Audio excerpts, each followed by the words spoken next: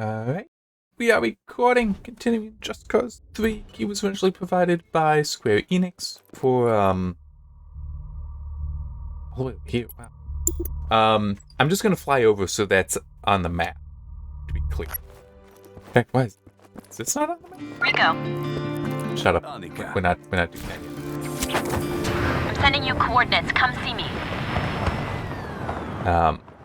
Like, legitimately, I actually thought in part 16 about coming over and doing this. Like, nah, that's too far away. But it spawned me right here. I mean, come on.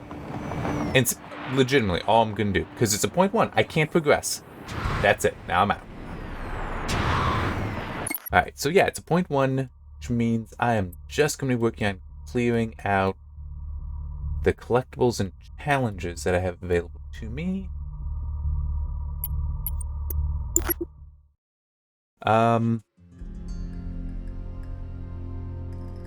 It's point 1. I don't have much to talk about. Except for the game.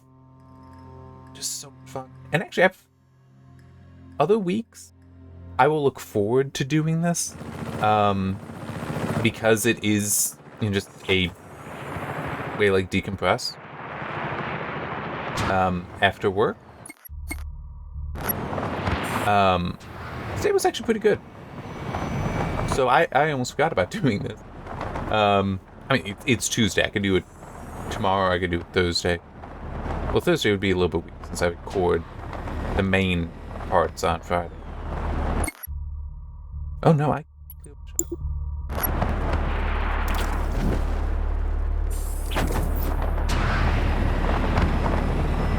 I blame not fully realizing just how high up in the air I was for fast travel.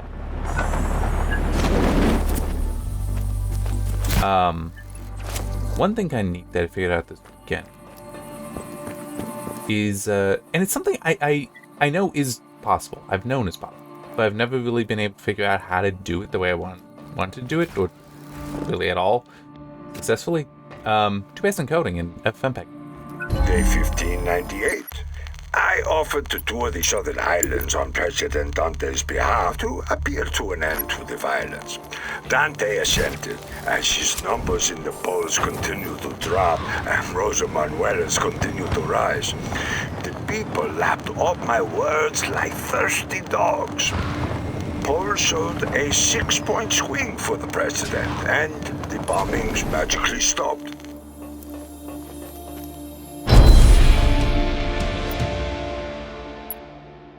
So 2-pass encoding, for those that don't know, typically, like right now, this is single pass because it's live.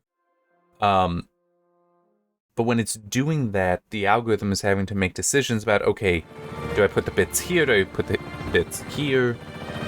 You're trying to optimize the use of the bits because I do limit the bit width. I do have upper limit. With 2-pass encoding, well, multi-pass encoding, really. It's not limited to just 2. I'm only doing 2, but can technically do more. It basically runs through and figures out, okay, where do I want to spend these bits? Figures out characteristics for the different frames, sequences, all in the effort to then for the actual encoding. Here we go. To be as efficient as possible. I'm liking this. This is seeming. It's still challenging, but it's feeling nice. Anyhow, but algorithms, well, encoders such as X264 and X265 support it, and I decided, hey, it'd be nice to have something like that for 265 since that's what I'm encoding. Whoops. Oh. Okay, maybe, nope. I'm getting that one. I know I can get that. Did that enable anything? It did? Cool.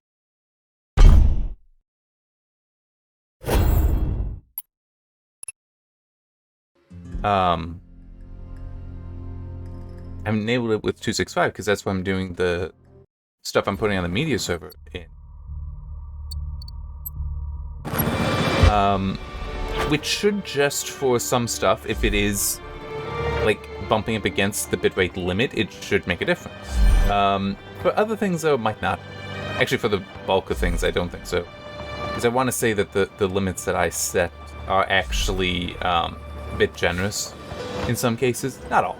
There are definitely some things that are going, that are running into that, but nothing too bad. And I have been watching some stuff.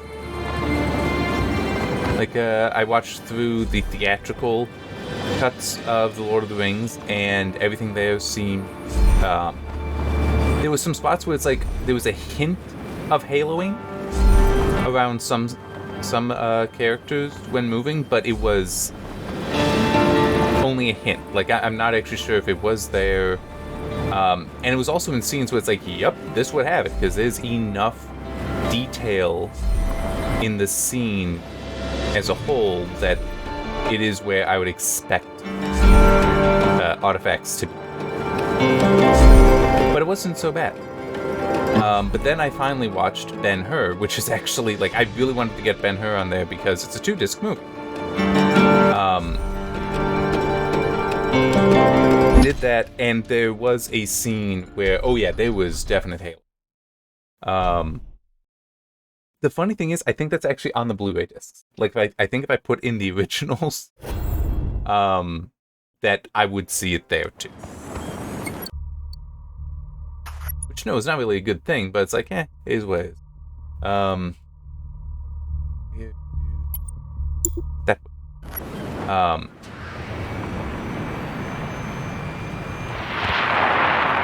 It's so nice.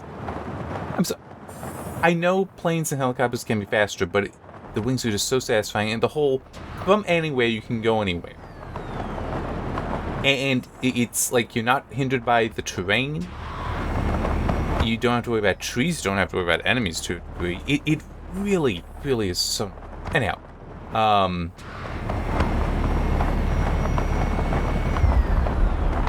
But yeah, so the scene, if you know Ben-Hur, it's, it was specifically happening around Esther, in the scene leading up to her going to the Sermon on the Mount. And just, if you look at that, there was a lot of detail in that scene. And I have the bitrate capped at 5 megabit for a 1080 video, and a COF of 18, and it's using the medium preset. And apparently that's not quite enough. But as I said, I think that there's actually some haloing, or maybe it's just the hint of haloing, like what I saw for Lord of the Rings. With the Blu-rays, I want to say. Because I remember noticing that before and thinking about, oh, that's unfortunate. But at the same time, it's like, this is a scene that's going to be hard. I mean, it's actually right what we have here is kind of intense. But this has an upper limit of 12 megabit. It's 264, but 264 and 265 are not that far apart. But yeah, all the noise in the trees, which actually a lot, like over there, kind of blends together, so that would be able to throw a lot away. But still, I mean, it's like the movie, by and large, looks amazing, and Ben-Hur is a very detailed movie. Like, I mean, it's legitimately a movie that is just gorgeous. Finders keepers. As I was saying in one of the previous videos I've done, it is like from the CinemaScope. I said Cinerama. That is true as well, but not quite the same. Yeah. Cinerama is what people with multi-display setups or the ultra-wide curved setups are hoping to eventually reach. It was a massive screen, very wide and curved. And typically how you would actually see it today recreated, for movies like This Is Cinerama, that's the original, How the West Was Won. And there are a few more, not many, but I do know that those two are two of them. Like for the roadshow of How the West was run, because of how large, and my speech man was coming out with the name of that one. Because of how large it was, they would actually just set up 3 screens, 3 projectors, and aim them all at that, instead of having a single curved screen. But it literally was three full-size movie screens wide and angled. So, I mean, it's... You think curved screens are something new? Maybe for a computer, or multi-screen is advanced. It's like, these were film cameras. And back then, it might have been the Technicolor film cameras, which is a lot more impressive. Okay, I mean, legitimately.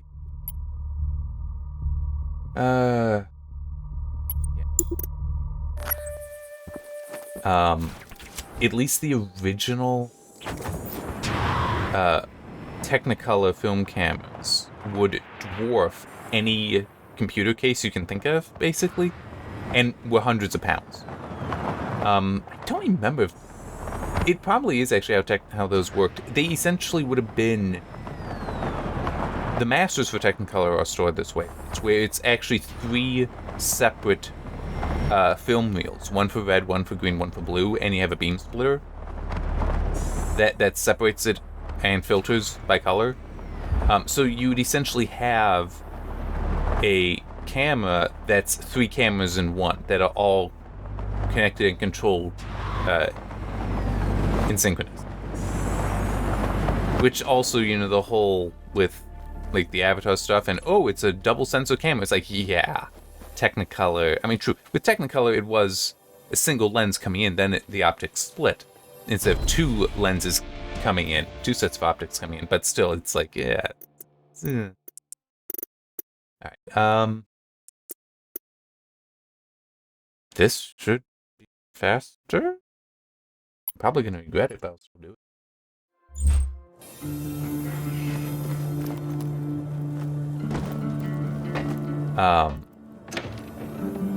Yeah, I don't know if I'll use the 2-pass encoding, but I could see for some movies, not TV, because it does double the time it takes.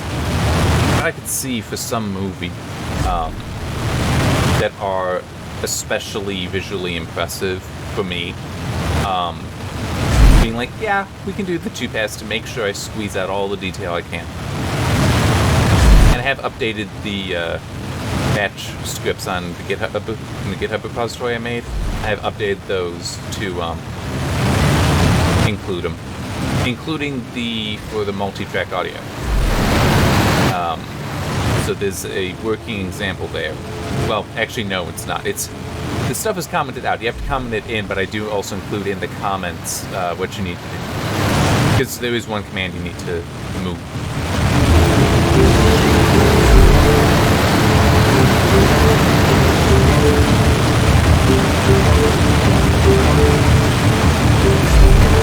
It's going a lot better than I would have thought.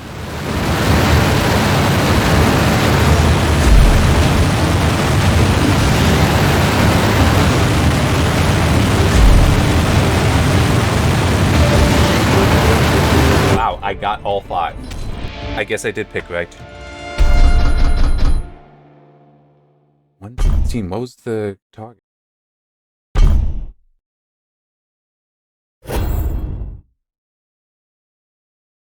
Okay, yeah.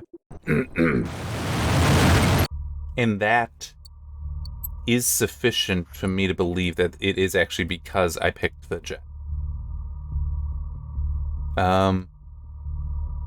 What was I? Where am I going? Okay, I was up here. I didn't realize I went by those.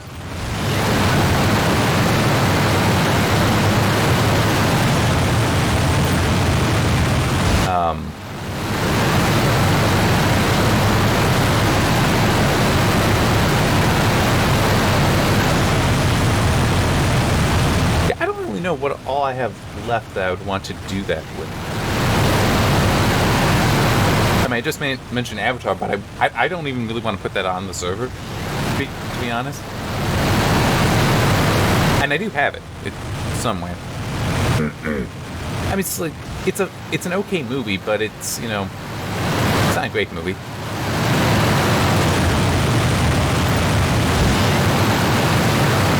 If I hadn't already taken Ben-Hur and put it on the server, I would.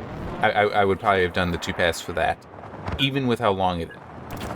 Because it is legitimately one of my favorite movies.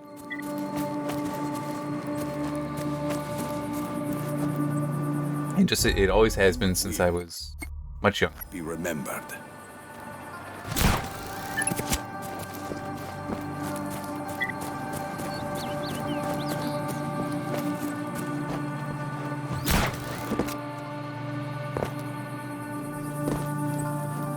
This also, I have, like, pulled every movie a million. President Dante asked me to travel with him on the campaign trail and give speeches on his behalf. His paranoia shifts my strategy a bit. He shakes with nerves when giving speeches in the South, fearful that some insignificant farmer might put a bullet in his brain. I feel disgusted by his weakness.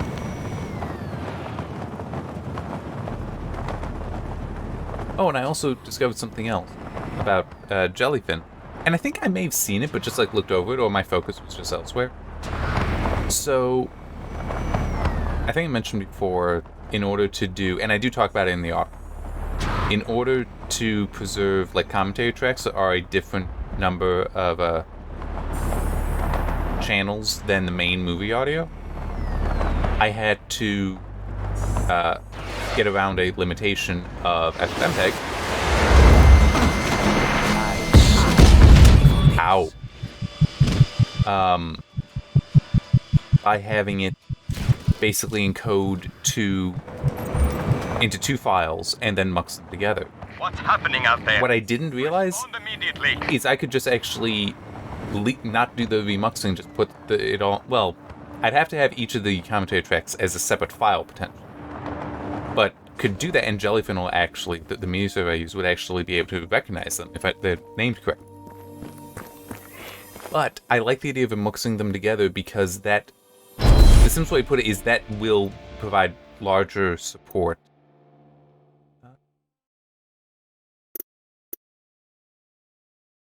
Yeah, no, that's fine. There's another one that's faster, but this is.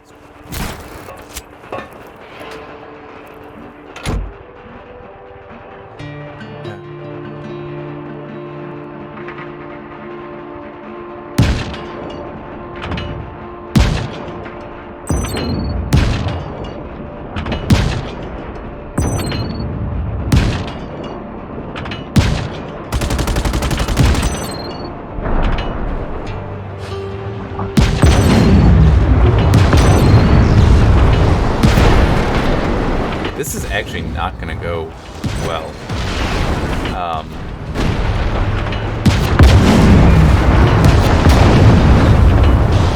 The tank is too slow for a lot of this. And not like a faster tank would be better, but I mean, it's like in order to take out these things, I need to be up.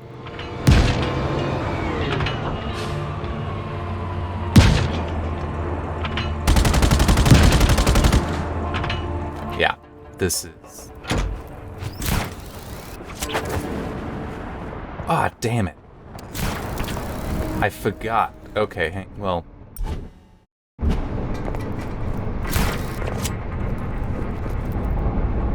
Perfect. That's what I need.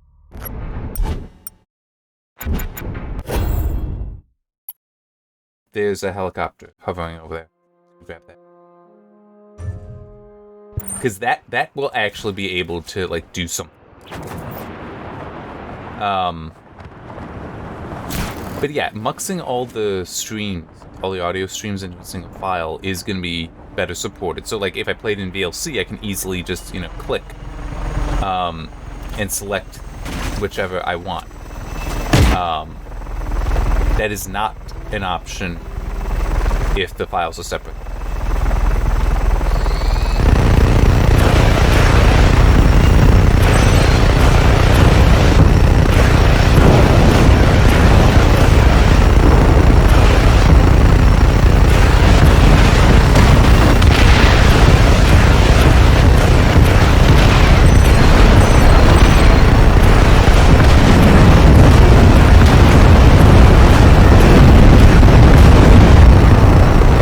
Those apparently don't count for anything.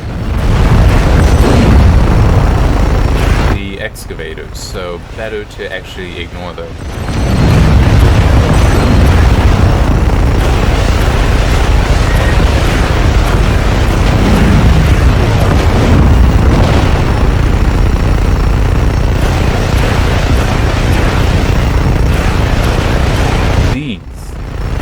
And I'm still... Yeah, I'm gonna get it. There we go.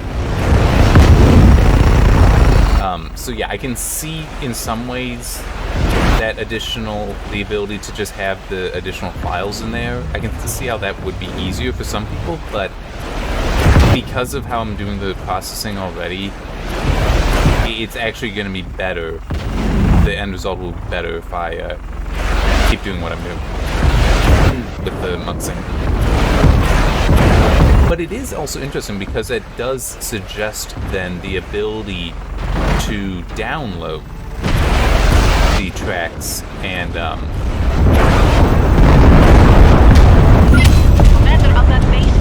add them that way.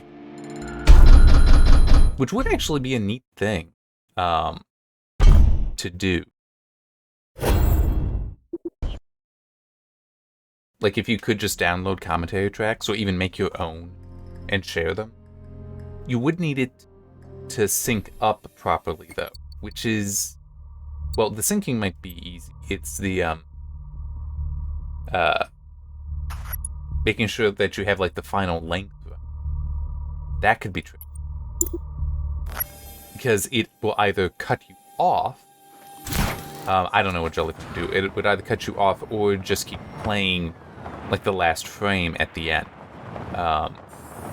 I think it's actually Dick Van Dyke series, which my parents have. I don't. Where there's at least one commentary where they actually just kept talking afterwards and it just stays on a black screen.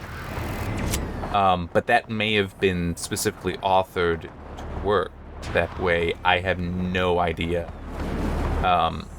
if Jellyfin would do it properly. VLC, that if you have an audio track going longer than a video track in VLC, it does do that. It just keeps playing the audio and stays at the final frame. But that might be Jellyfin's behavior, it might not.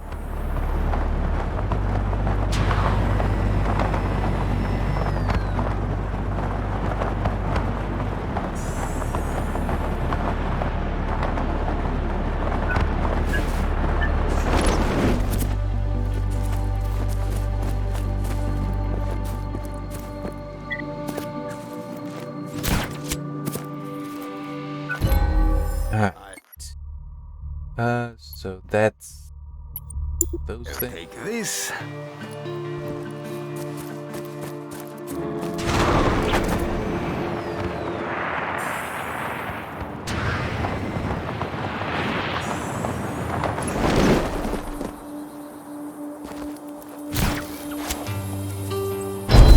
All right.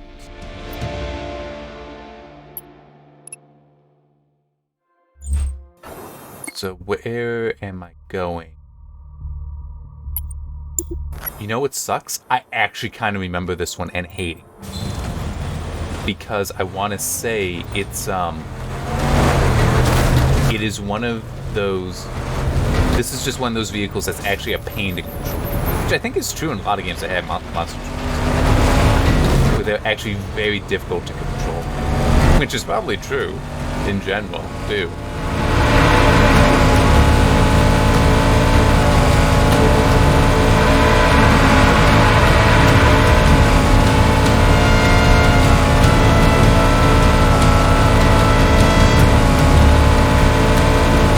I've done this before. Better than I'm doing. Well, in theory, I'll get some back from the destruction.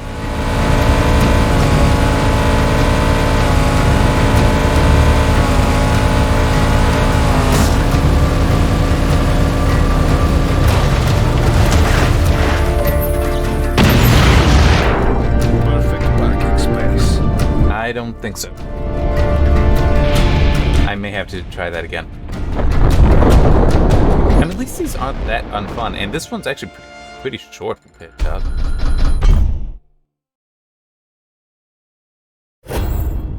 I'll give it one more try, since it's only a single gear, I'm hoping. Sorry, I had some charge.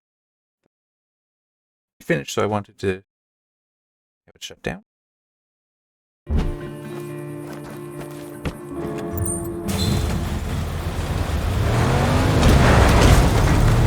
trying to remember what it was where I talked about it in, but getting a nice, fancy personal media player. Updated the firmware. I saw it had an update to the firmware today, so I did that, and then I was also using it today while I was at work. So I wanted to charge it up.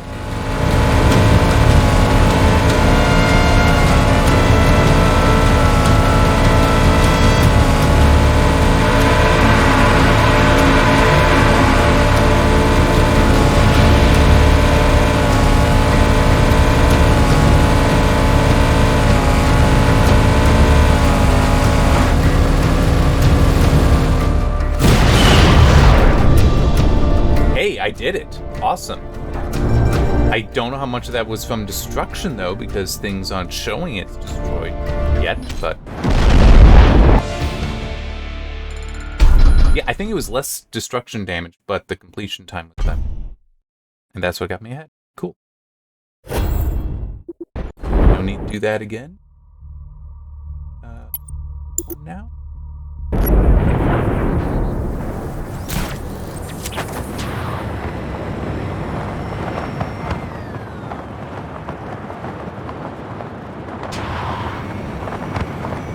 Yeah, one thing I do like about the player, aside from just nice things about it, and also I know I talked about it before because it has Opus support, and that's where I started experimenting with the Opus encoders available. But it is nice that it does have an option in there for limiting it to only charge its battery up to 80%, roughly. Went to 81%. Same.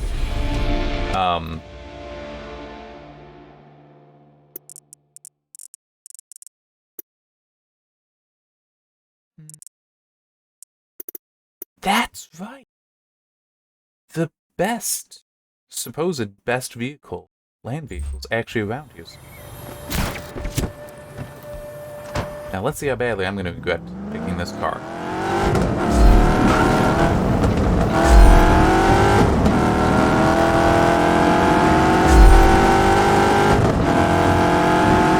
Actually, it's so far going well.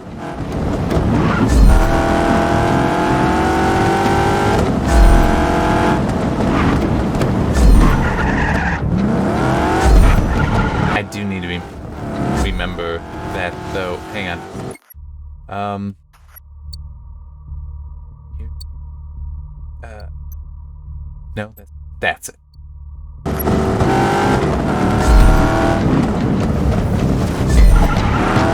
Handbrake is actually not a... damn it. Is not a good option. You lose way too much speed doing that.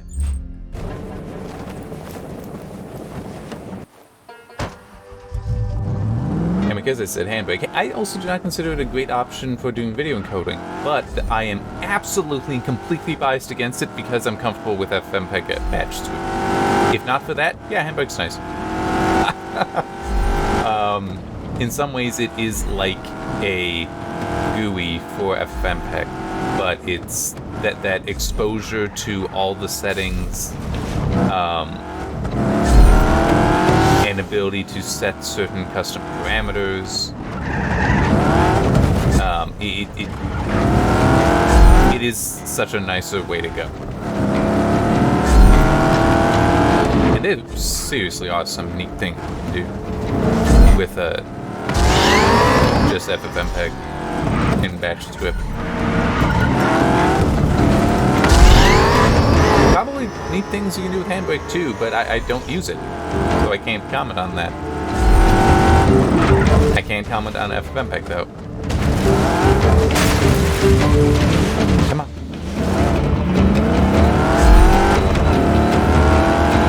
Some of that, by the way, was the game camera just trying to control itself very badly.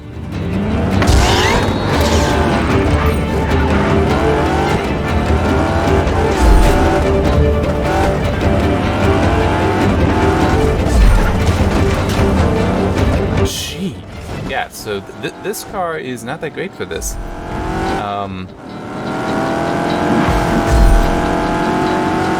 Yeah, those sudden turns, it's not quite got the traction for it compared to its power.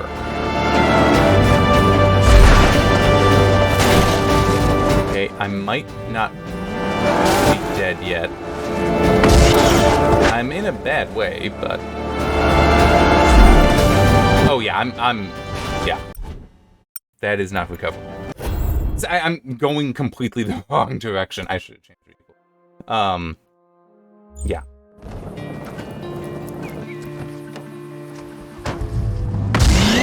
Let's do what I can, though, for these straight sections.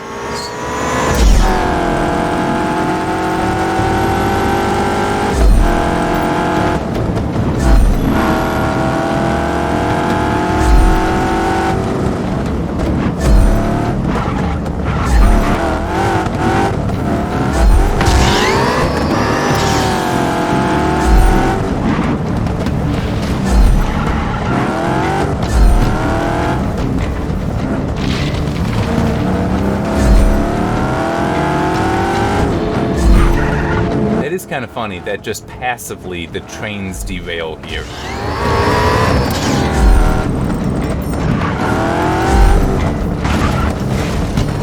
There we go.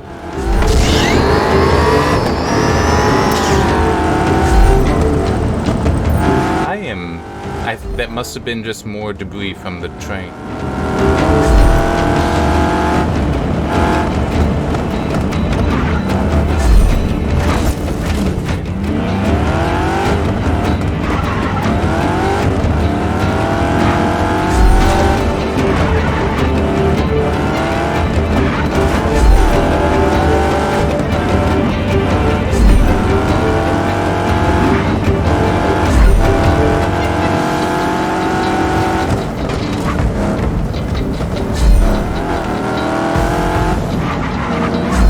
I'm doing a lot better than earlier, it seemed.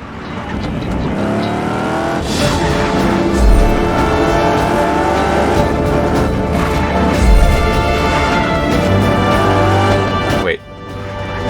Oh no, it is actually just down here.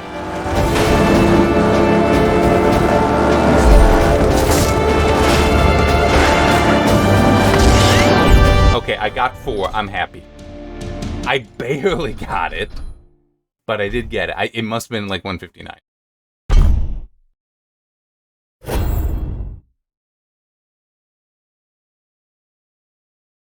Oh, no, it's at... Oh, wow. So I was 0.18 seconds away from losing 4. Wow.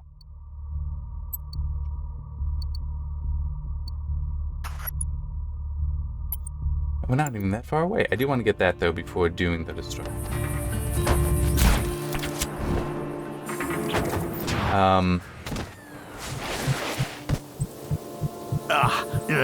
So one thing I thought about talking about, I've not been looking, I will acknowledge. But was seeing some good... That it sounds like the Dead Space remake is being well received. But also, one thing that I'm definitely intrigued by is apparently some people have been looking into some files or something there, and do believe that there are signs that there will be a remake of 2 and 3. Which is good and bad, in my opinion. 2 wasn't that bad. 3... If they do remakes, and I don't know how much changing they did for Dead Space 1. But if they do remakes of 2 and 3, I hope that they do, especially for 3, do some rejiggering in there to make it good.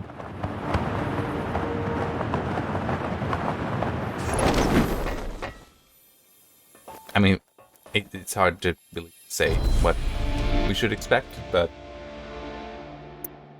that's a fun one. So yeah, that's the one with the missile pod, the rocket pods on.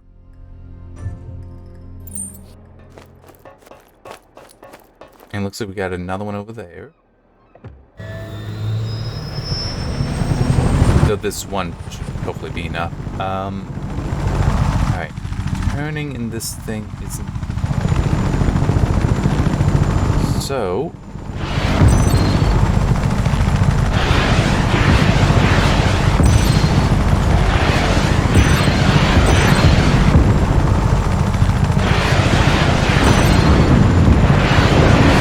Actually, you should have waited on that one.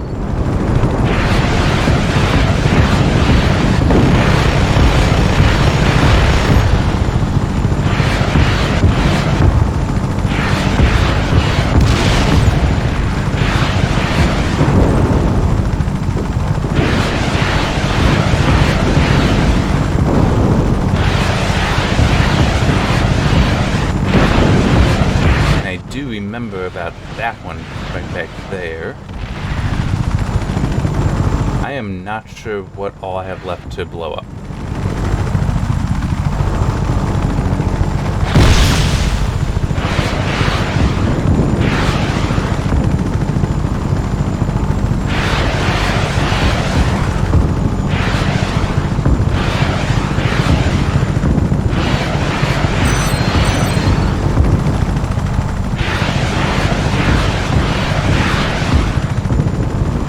It looks like this.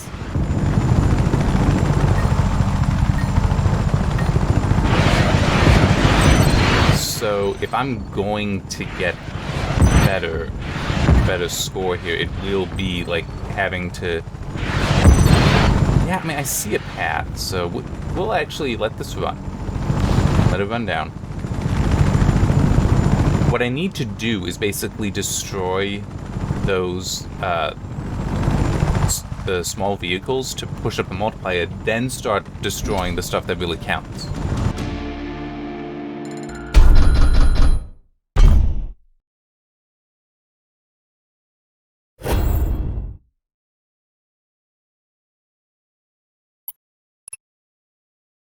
There's no reason to change.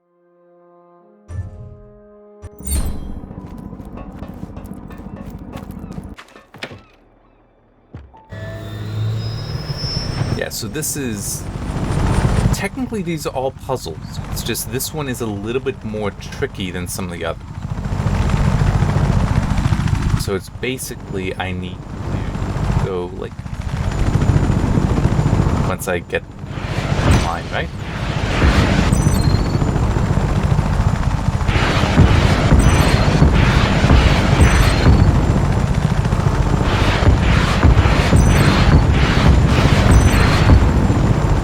And I'm kind of out of things, so that.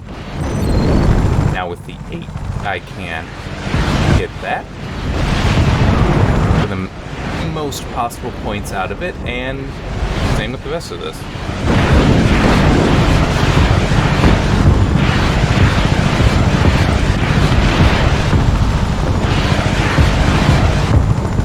But it's all about the multiplier here.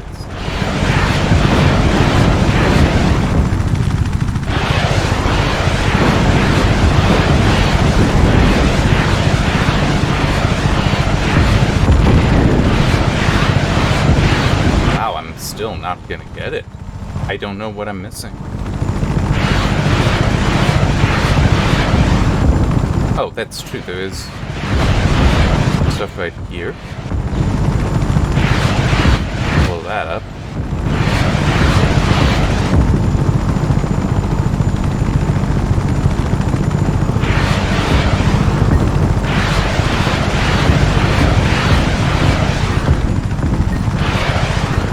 I don't see what else I could possibly do.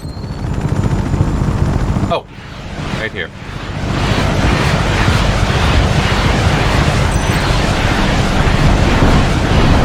That's it, though. Okay. Yeah, I forgot that was there. Oh, wait, maybe. Damn it. If I knew... Okay. This is doable. I am, like, right there. I'm due. See, this is the kind of thing I like with challenges, where it's like, no, this is absolutely doable. I screwed up by not recognizing everything around me.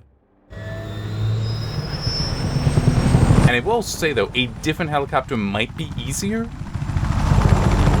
because it might turn faster. But that's really the only thing that I can think of. Wow, that actually didn't blow up.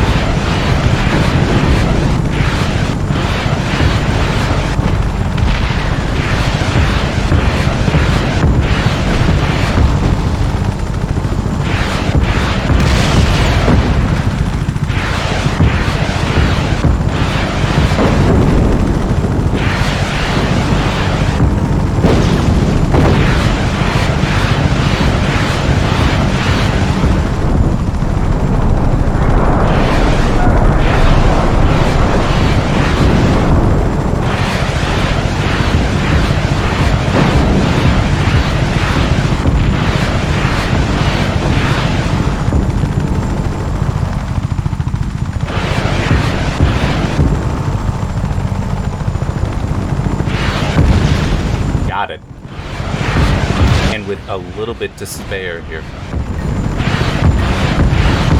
It's all about that multiplier.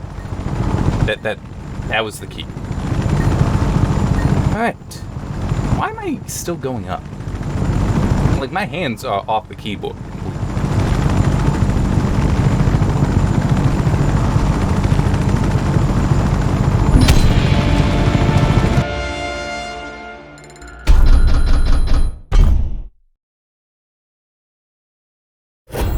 Yeah, that's what I like in challenges, when it's... Well, that's what constitutes challenging, where it's like, no, I see the path here. I just need to be able to do it. I just need to actually do it. And it's like, oh yeah, it's the multiplier. It's like, all the pieces are there, I just need to solve the puzzle.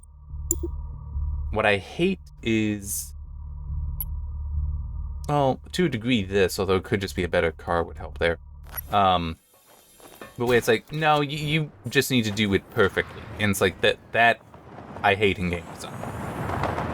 But this destruction, no, that's just... I mean, legitimately, it's just realizing, for that one, hit the 8 times multiply on small things, and then blow up everything of greater value. Didn't really matter the order, just that's the approach I needed to take.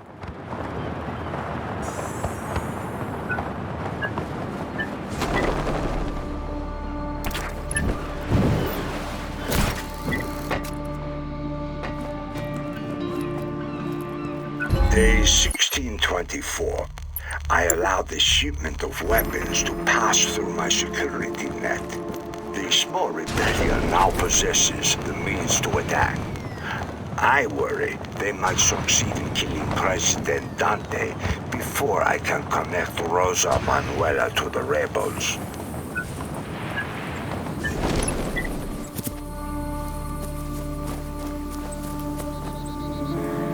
Shrine for one of the Rodello's victims.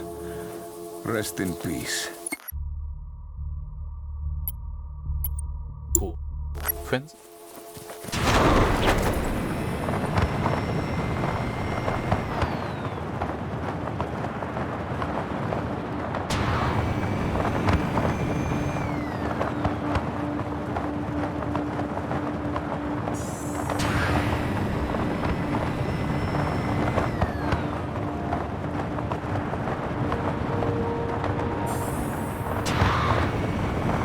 So, something that occurred to me, because I'm having to deal with some HDMI stuff, mainly I want to try to solve a problem that HDMI is kind of causing me. To be more fair, it's, if I had more HDMI ports on my receiver and easier access to them, it wouldn't be that bad. Or if they were just more HD. Well, yeah, mainly if it would. The one thing that occurred to me, and yes, it is getting competition from DisplayPort, but HDMI achieved that thing that USB-C is trying to. A one port to rule them all. Seriously. It has.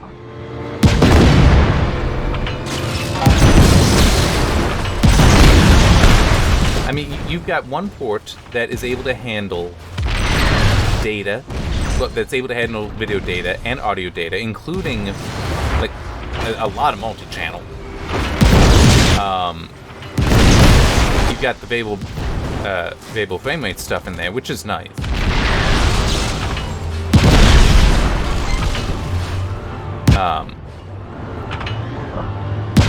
But it's, and not many people may know this, it has Ethernet support. There's, I don't remember what the name of the spec is, or which part of HDMI it is. Like HDMI 2, 2.1, 2.2, wherever we are on that. But yeah, there are actually some HDMI plugs that are HDMI ports and cables that support running Ethernet over. And it's funny to me, and I don't remember if there is a power over HDMI. There might be. Actually, there might have to be. Because I think that it's a full Ethernet spec that's supported. And the power over Ethernet is a thing.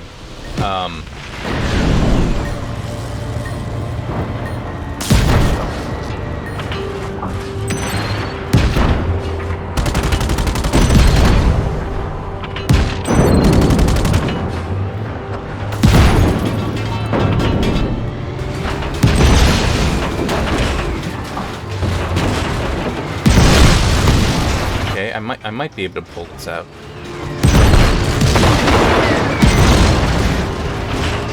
Might. Not really though.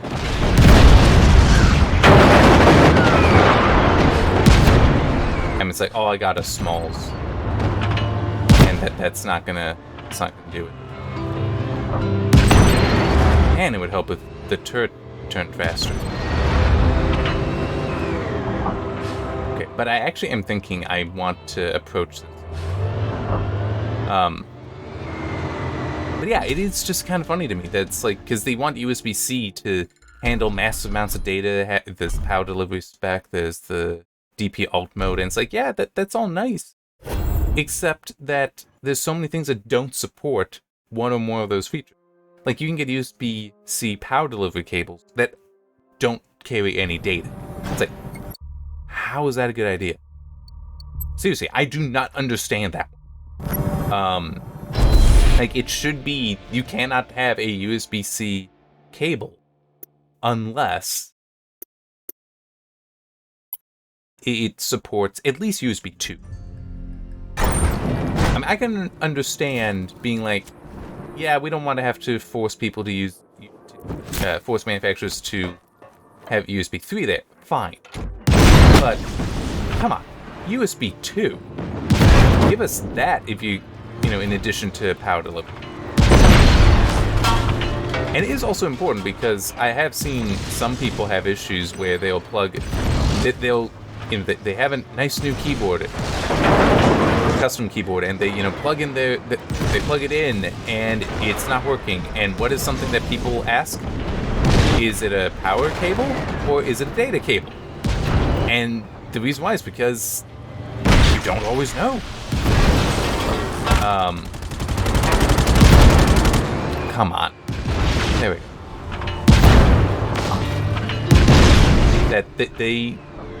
You could end up with a USB-C power cable. But it's like, no, HDMI, there's no such thing as an HDMI cable that doesn't carry video. Some of them are one-directional, but that's different. And then Ethernet, that's a bonus. The Ethernet over HDMI is a bonus. The audio is not. Everything else is spec concerning the data itself. Oh, come on. I absolutely was robbed there. There's no way I missed.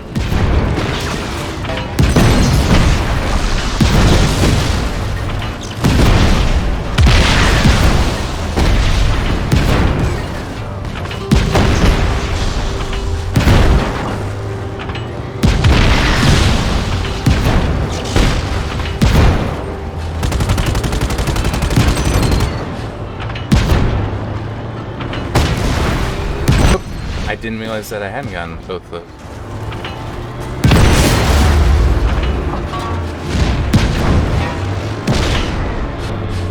Yeah, so I was robbed. I was robbed.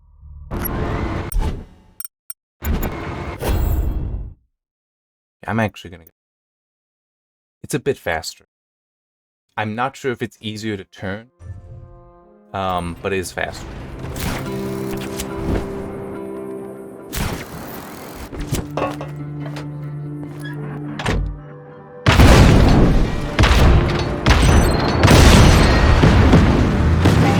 Actually, it does feel a little quicker to turn.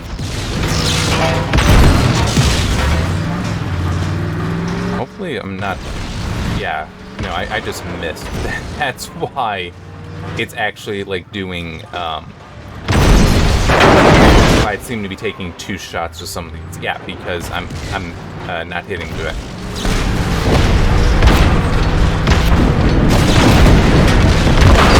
I do feel like it is a faster cannon, though. So maybe it is actually less powerful. But it's getting the job done.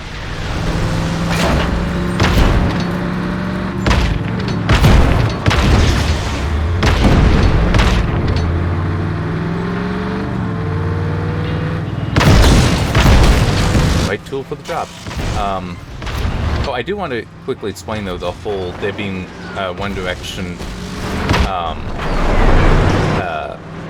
HDMI cable. In order to get greater distances, because an electrical signal can only travel so far, there actually are some that are optical, where it's HDMI on both ends, but it's actually converting it to an optical signal, and that's what's being sent.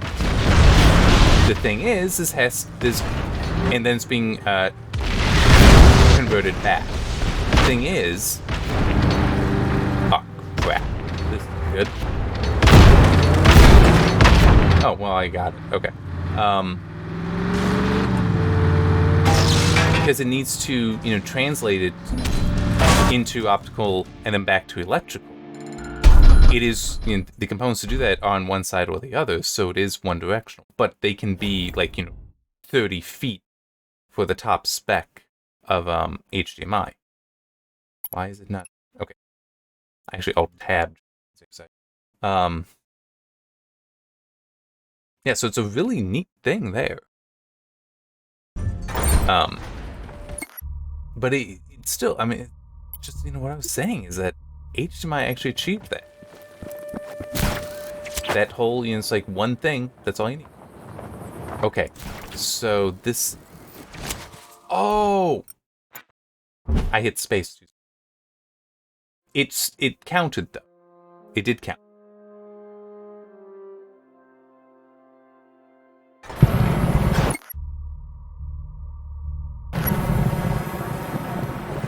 Right? Yeah. And I'm... Yeah. Now, yes, DisplayPort is, certainly... DisplayPort is more of a data-based system, which is part of the reason it has certain advantages over HDMI. It's a bit more arbitrary in what it can do. But at the same time, though, it's not a thing that, you're using for your home theater. HDMI is. And I think that's part of the reason why HDMI is succeeding. It's because it is basically a specialist thing. The organization behind it knows what they're doing and why they're doing it. I could believe that was USB-C and just USB in general. They don't know what they're doing or why they're doing it. And for anyone thinking, no, they know what they're doing, it's like, yeah, USB 3.2, Gen 1, Gen 2, Gen 3. No, sorry, Gen 1, Gen 2, and Gen 2 by 2. What are those? USB 3, USB 3.1, USB 3.2. I mean, it's like they did that so that now everything could be USB 3.2, even though it's actually these lower levels, okay? They completely are doing things to confuse people that do not benefit any aspect of the market except those that would benefit from confusing people. Now, to be fair, HDMI has probably done similar stuff, but it's still, like, found working in research begs for attention. He calls himself Zeno, and most of his colleagues despise him openly. A man utterly unloved creates delusions to overcome loneliness. One kind word from me, and I own him. His cowardice could prove very useful.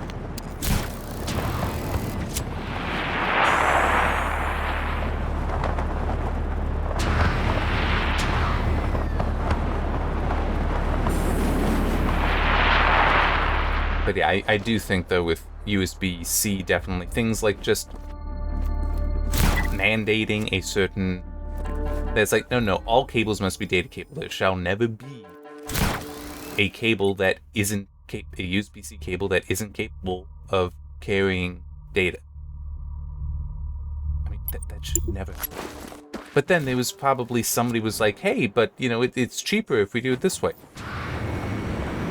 Especially, you know, because USB-C power delivery, I can believe that does require high enough quality components, like in the cabling, that's just easier if you can, you know, do that and then don't worry about any data pins. But still is, USB is not a power system. USB is a data system. So, yeah, it's...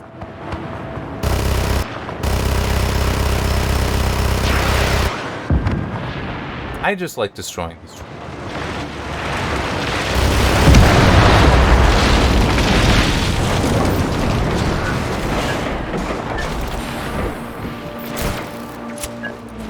And I do like trains.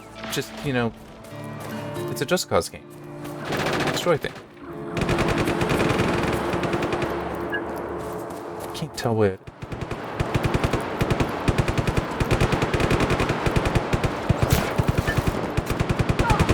Rico, now Lucy. Not to brag, but I am off.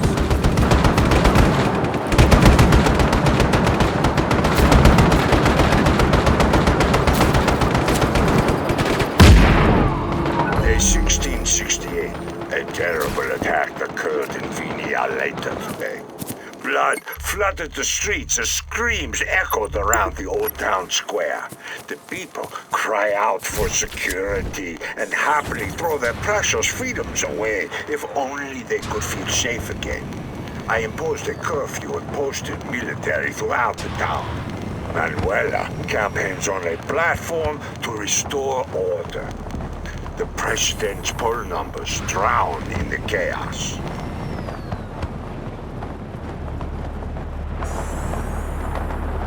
Also, one thing I will say about USB-C, I don't know why people don't like USB-A. I mean, it's also funny because it's like, you know, oh yeah, it's non-reversible. Oh no, we hate that. We want it to be reversible. It's like HDMI and DisplayPort aren't reversible.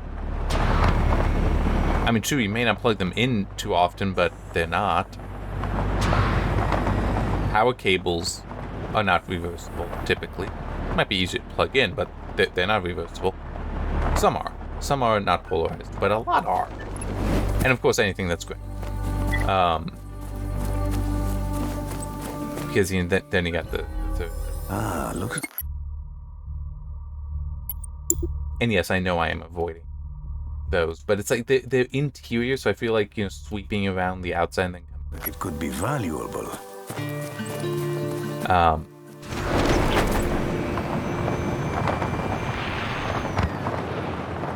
Is that really them? Yeah.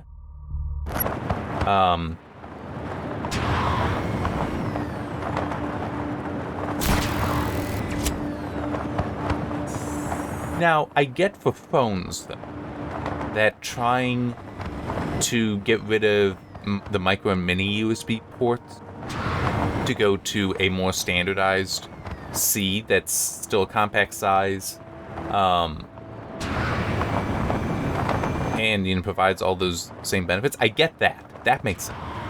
But C replacing A doesn't, because there's also A has advantages for strength. It's a larger port. It's a more heavily built port. So it's like it's less likely to be damaged than a C. But I do get how, like on a keyboard, you wouldn't want USB-A for how you connect that. USB-C makes sense there, but for... It does seem like some people want to just replace USB-A entirely. Like, having laptops and such where it's only USB-C on there. It's like, no, that's stupid.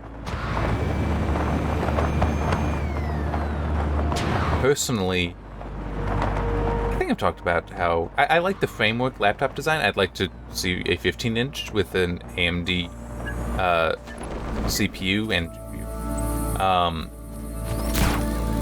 But with that, you can actually have 4 ports that can be one of everything. Could be USB-C, USB-A, HDMI, DisplayPort, Ethernet. Even they've got 1669. I'd probably go for like 2 USB-C on there. Into the rebel stronghold, killing many of the dissolution followers there. With the help of the agency, I ensure that both DeLuca and Dushku escape, but perhaps not completely unharmed. The people rejoiced at the bloodshed. Self-preservation makes monsters of us all. Yeah, so you can order the ports, and they're modular, so you slide them in and out on the framework laptop. I'd probably go with 2 USB-Cs, just because one is for power delivery, because that is how you charge the thing. And then the other is just some things want to do C to C. So just, be covering that as well as charging. And even just having more than 2 ports would...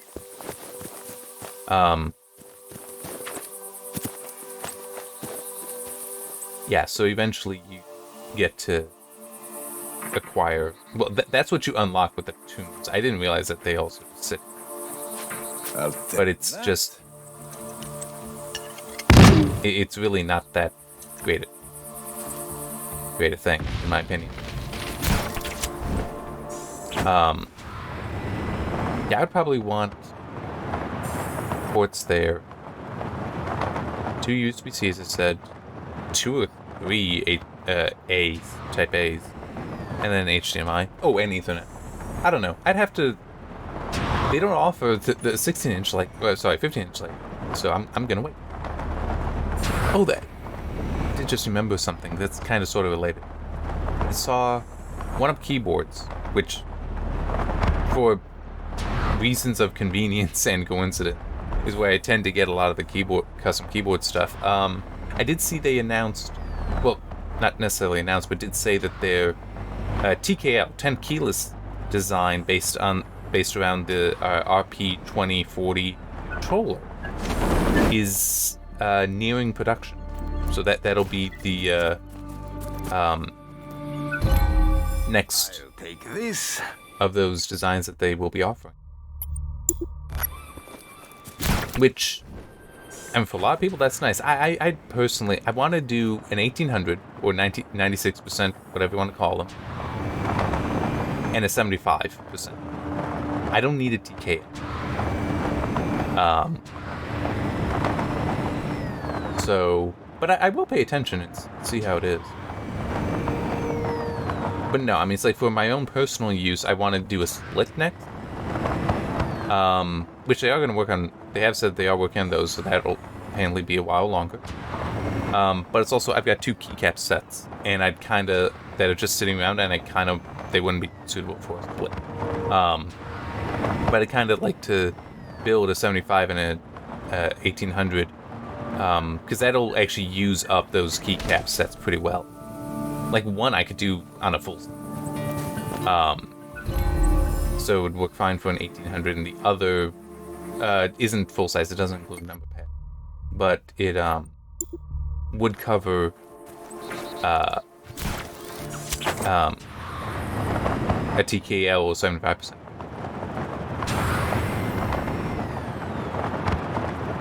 I know one thing though about an 1800 or 96%, I don't And this is also true for 75%. I don't like the whole everything squashed together that much.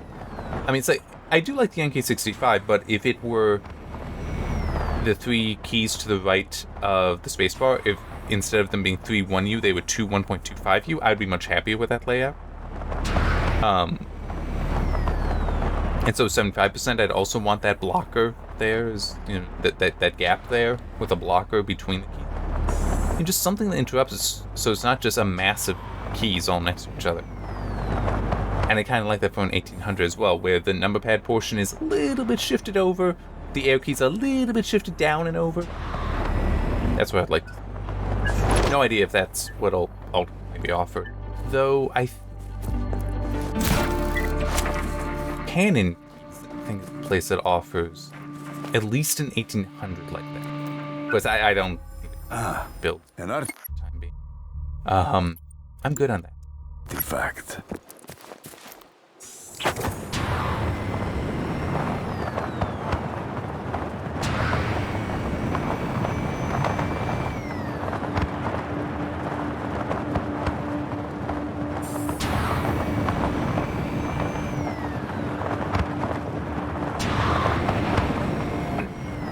And it is also, I mean, right now I'm using a 60% and the macro pad that's a little bit bigger than a full number pad.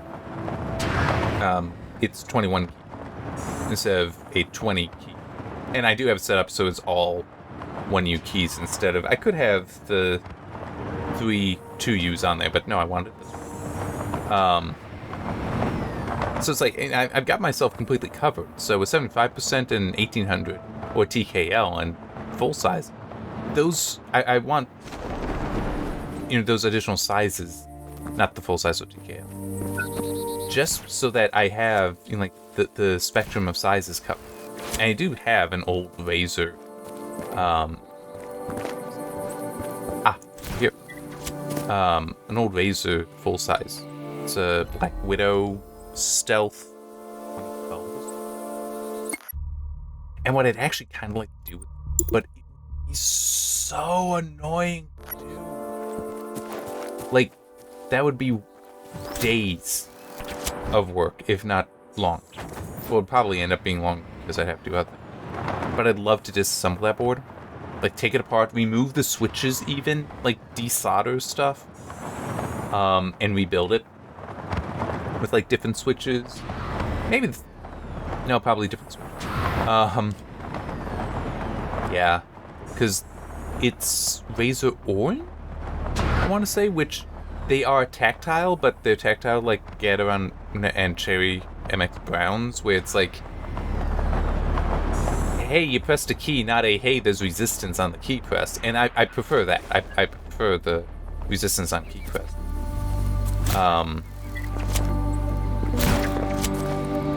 I think it's... Is it Kale that makes them, or is it Gateron? The Speed Orange.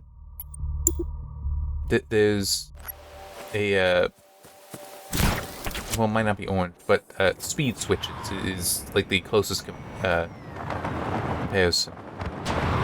Where the actuation point is a bit higher, but with a small tactile bump.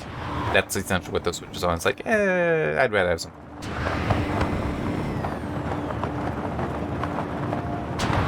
But I don't know if I would bother with doing that.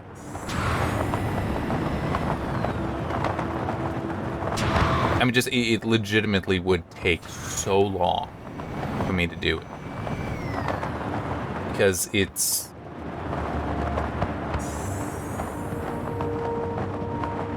$112 keys, I think it is?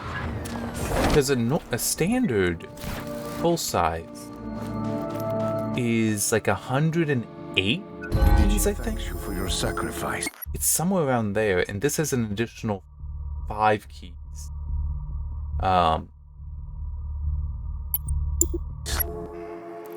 This has an additional 5 on.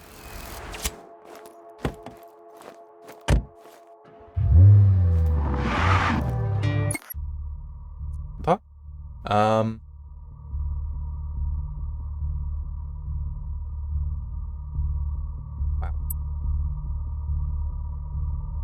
Oh, you gotta be kidding. Do I not have anywhere with a garage? I think... Oh, well. I don't. There's nowhere I can go to, like, claim this. I'd have to pick up one of those. Or go all the way over to here. But I actually... No, this isn't it. No, the, like, actual legit supercar is, like, over here. So, here, we'll just use this to get over there. This is a nice car, though.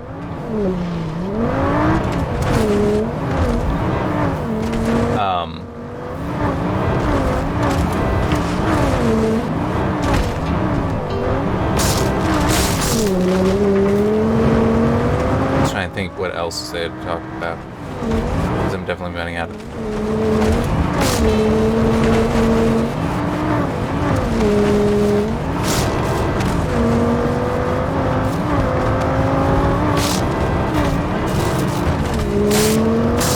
I guess there's that. One of the reasons why I want to do... So, one of the keycap sets... Both of the spare keycap sets that are just sitting unused at the moment are MT3, which I do like. I do like the profile. That's part of the reason why I got them. One is, in my opinion, the best looking, Millo. The other is Dev TTY? Something like that. And the thing about that is it's actually PBT instead of ABS. And I definitely like the feeling of PBT better under my fingers than ABS. Now, what I'm using right now, the ski data on my main keyboard, is ABS, and it feels fine, but I do like the PBT feeling a bit better, but I don't feel like changing it out. Because I'm perfectly happy with the ski data.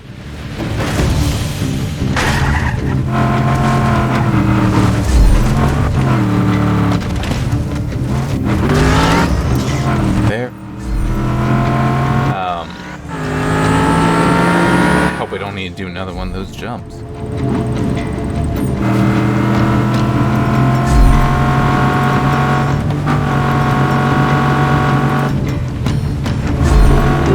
Yeah, I'm definitely letting off the gas at times, the throttle at times, about this thing. I am so concerned about this thing. Losing grip and just coming off the road.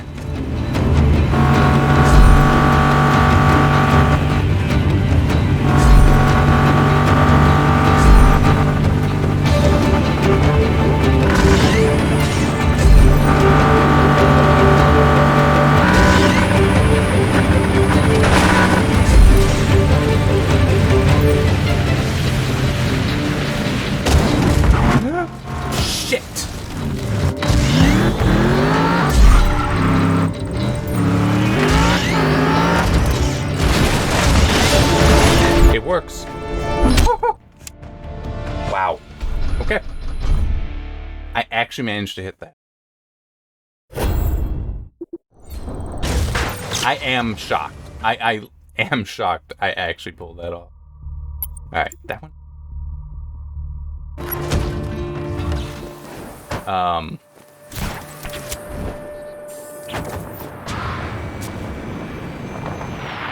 So I could actually see myself, though, if I made a 75%, put the Dev TTY in there, that just enjoying the PBT enough to use that more than as much as I really do enjoy this. But actually what I could also see myself doing is with a split.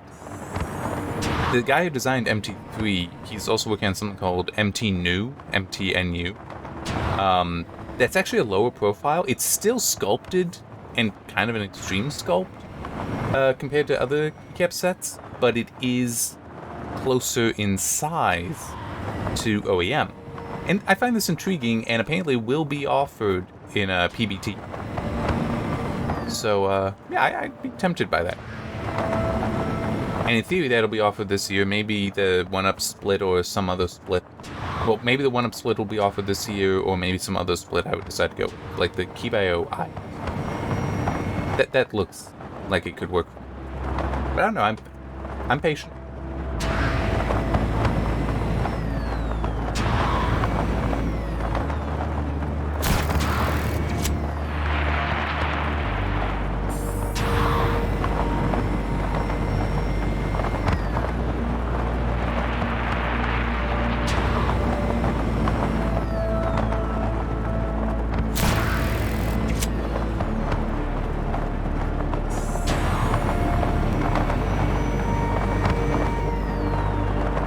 And by the way, the whole PBT versus ABS thing concerning MT3, there are more keycaps, but more sets of that than just DevTTY that are also PBT, like the all the Lord of the Rings ones, because you can't.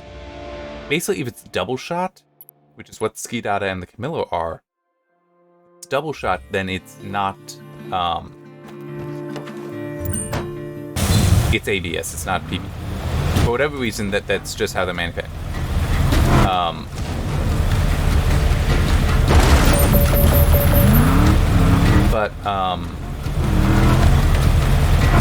The detail in the legend on the Lord of the Rings are such that it needs to actually be dye sublimated. So this is wrong, but painted on, essentially. And that is enough to, and so when they do that, they're doing with PBT. Why exactly that's part of the distinction there, I'm not sure. I'm happy with 4. Like, why they don't, because I think Game Dice have ABS. I don't know why they aren't doing that, but I'm not complaining. And some of those Lord of the Rings sets do look very nice. Like, I like the look of the Dwarven one.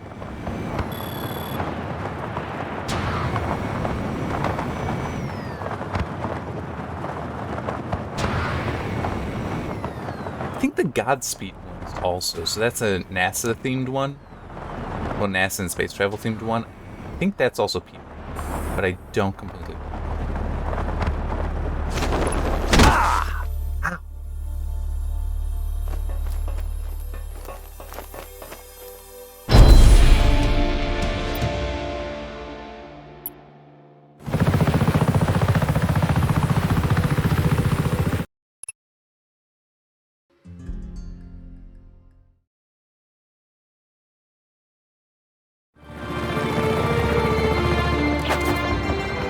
But it is also, it's like, I already have more keycap sets than I need.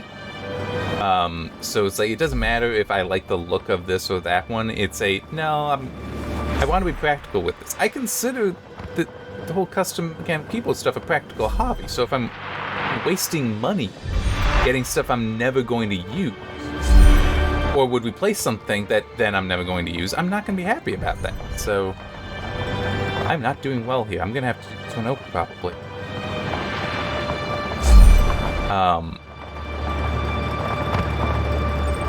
But to be clear, that's nothing against, because there are some people that, oh yeah, they have so many spare cap sets around. It's like, hey, if that's how you choose to spend your money, great. I'm just choosing not to spend my money that way.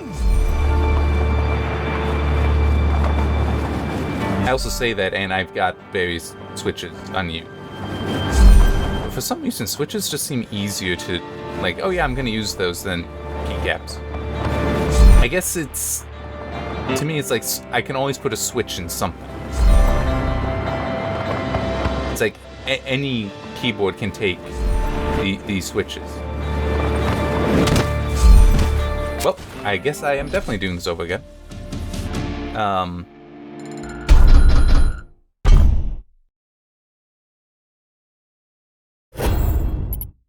But, not every keyboard can take the... Like, splits have certain restrictions, certain requirements.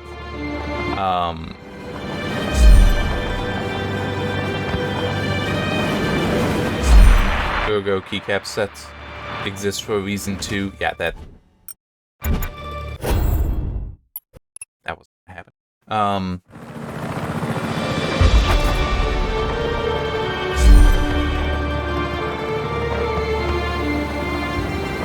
But switches are pretty generic. Thanks, kinda, yeah, to Cherry and their patent running out. I cannot remember though what this topper, but that's something else entirely. Choc, that's it. CHOC is another very different switch design though. It takes different keycaps and the pins are placed differently as well. So like those I wouldn't be able to slot into just anything, but Cherry basically, yeah, I can slot them in. If it's Cherry compatible, it's compatible with any, with the majority of what you find. Okay, I don't mind. Because I'm still going. That's the thing that I'm most concerned with right here. Oh.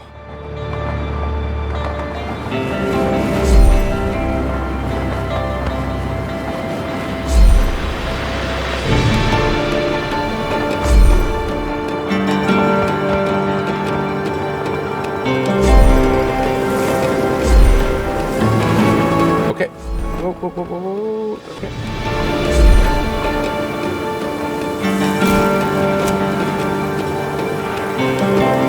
Got it. I might have actually hit all 5. I'm close, but I'm good. Okay. It's probably like 66. No, it is 67. I remember seeing it was 67. So basically, if I had gotten 2 of them better, would have had it. 2 of them better than I. But no, I'm happy with where I am. I'm not doing that.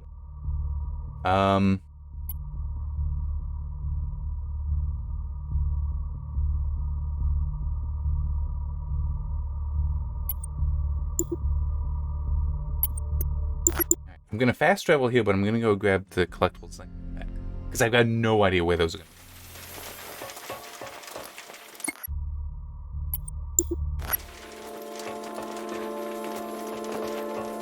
I'll take this.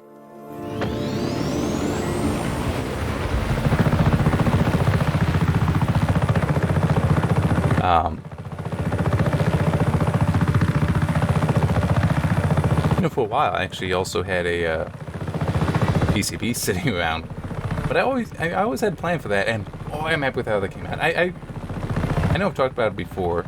It's actually a B stock 1UP 60 RGB PCB that it glows so nicely. I mean, and it feels good. I mean, it legitimately is such a cool. But I wanted that to be. It's not quite unicorn puke, but I kind of wanted it to be like that, and I'm genuinely very, very happy with how it turned out. It's a good keyboard to type on, and it's got so many LEDs. I had to install per key LED. They're single color, but that's fine. Must be. It sounds like it. Right there. And it already has 14, I believe, LEDs, RGB LEDs on its base. It's a white palm plate. So palm is a plastic, so it's a somewhat translucent. But even still, it being white helps reflect a lot of the light that is emitted by the in-switch LEDs that I put in. Seriously? Alright, fine. I hit E to try to go to the... but it's like that helps reflect that light up, so it is brighter thanks to that.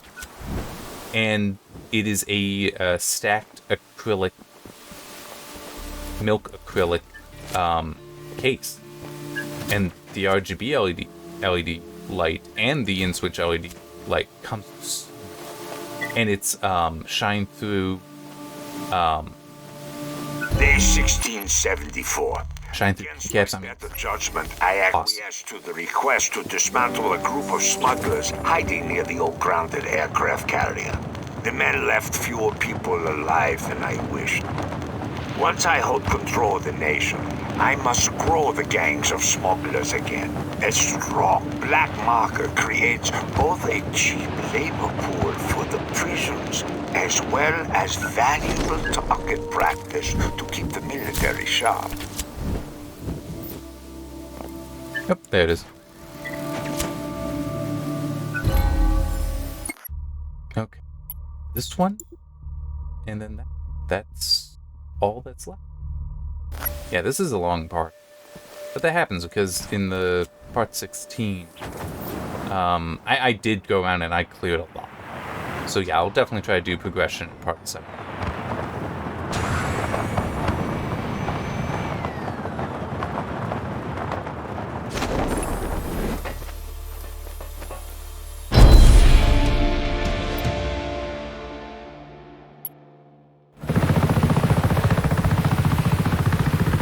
Oh, and for anyone wondering my thoughts, not that anyone would be wondering, but my thoughts on unicorn poop for, or unicorn vomit for a keyboard.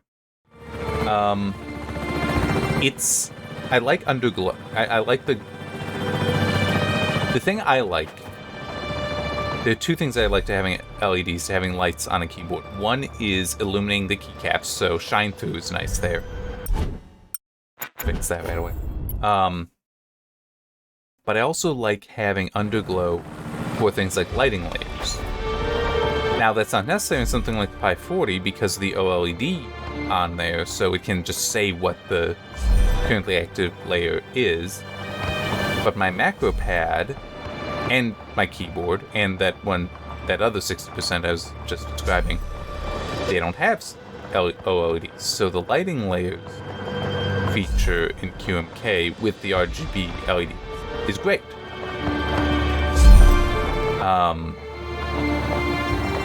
So it's to me, it is practicality, not just show off. Though that 160%, no, that's a show off. But it's like, I got one, I don't need more. I might end up still making more that will be show off, but yeah, in general though, it is practical or I don't need it. Turn that stuff off.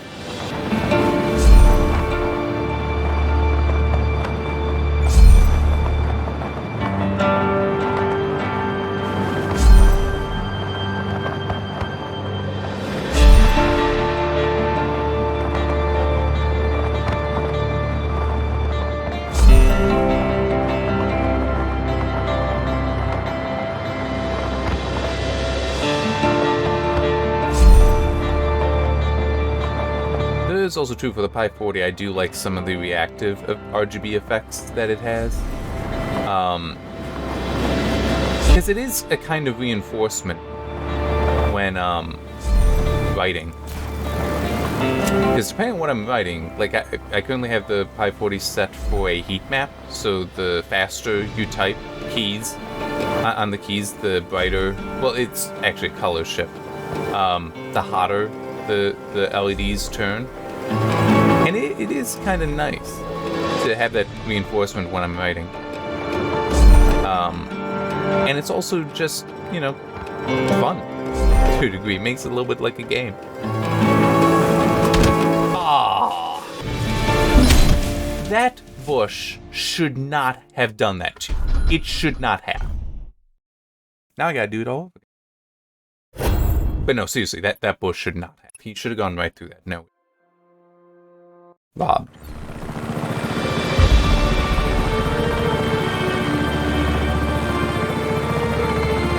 Sorry, I was getting a drink of water.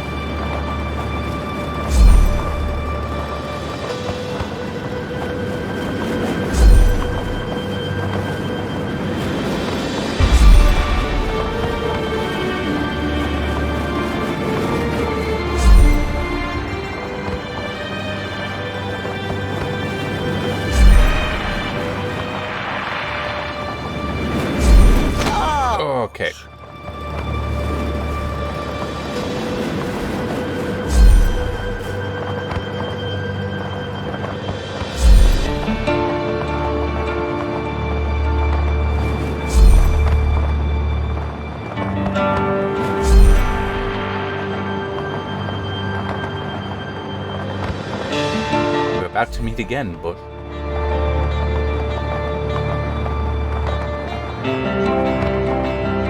You shall not defeat me this time.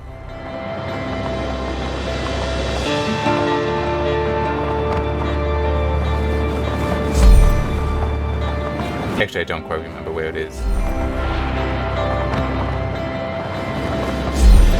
Wow, I'm actually surprised I made that one.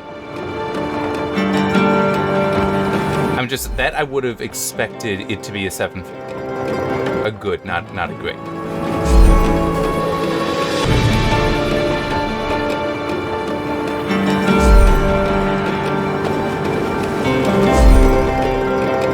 Okay, I think I have defeated that bush. And the people cheer. I need to watch Monty Python and the Holy Grail sometime. It's like, I have it. It's not like I watch it for the first time. I have not watched it for a while. That's purely what my comment was referring to.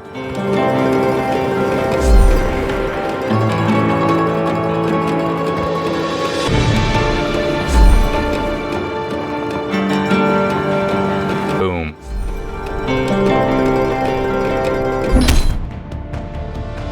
And that's why I had to redo it. Because I knew I could do. Difference between something being challenging and something being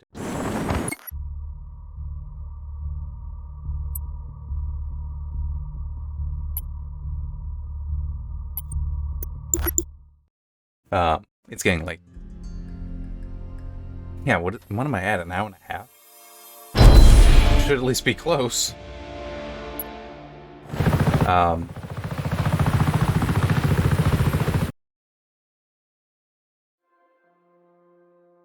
I just hope I don't get another split path. I don't enjoy those.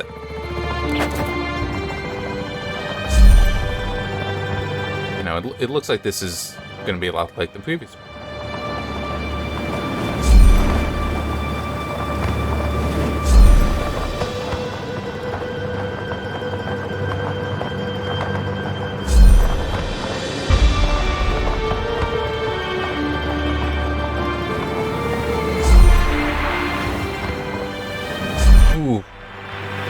Whoa, really?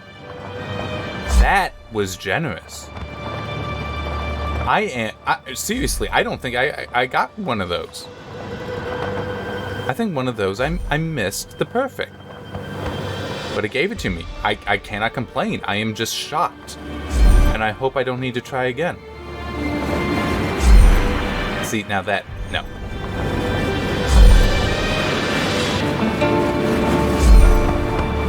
Wow.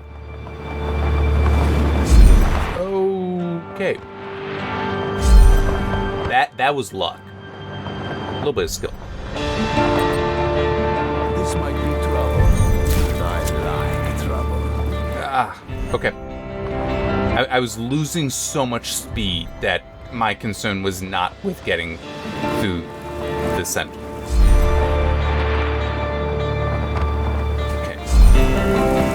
I think I'm good now, though. From what I'm seeing, all this shouldn't be too bad for me.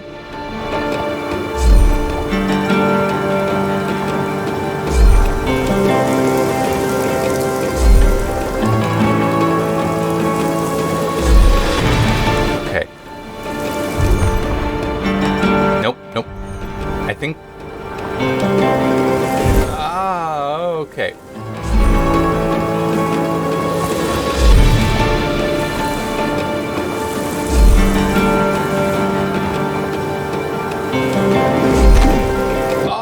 Damn. I lost 7,000 points. Because I didn't get the last one, and there's a 5,000 for just... That would not have been enough. Okay. I got this, though. Which would help. What is it? No. Okay, so there's 30 gears. I don't need, I can still get that. So I'm okay. Alright. Yeah, so next time, I'm gonna do this one. This mission. Because that will take care of this and get rid of the Bavarian nuke there. I don't know when I will be able to gain it myself. Huh?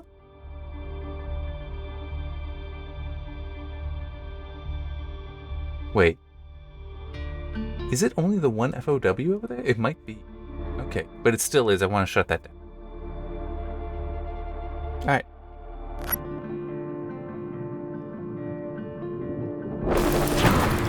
I just wanted out of the water. What the heck?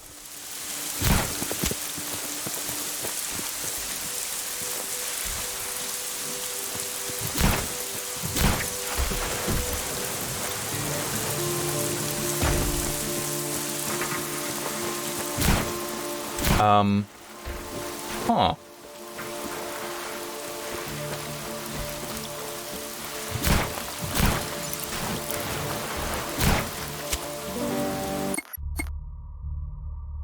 Okay.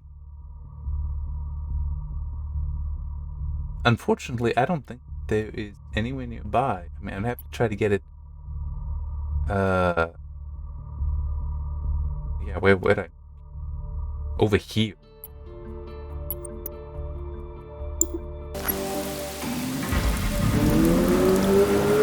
But I'm not sure if you actually can. I have a feeling this is just a joke item.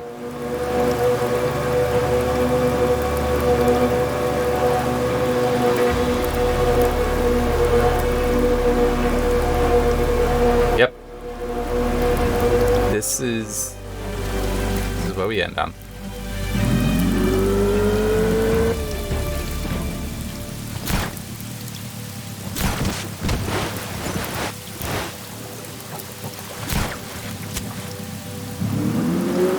Just hiding off. I'm sorry. I'm just... There's a part of me that was tempted to just like stop the video and that, but you know, while I'm on that, but no, I quit out. Yeah. So see you next time, part 17. I will be doing some progress. I don't know how much. I will definitely try to do at least that one mission. I don't know if I will do more than one. But yeah, I really enjoyed it. All right, see you next time.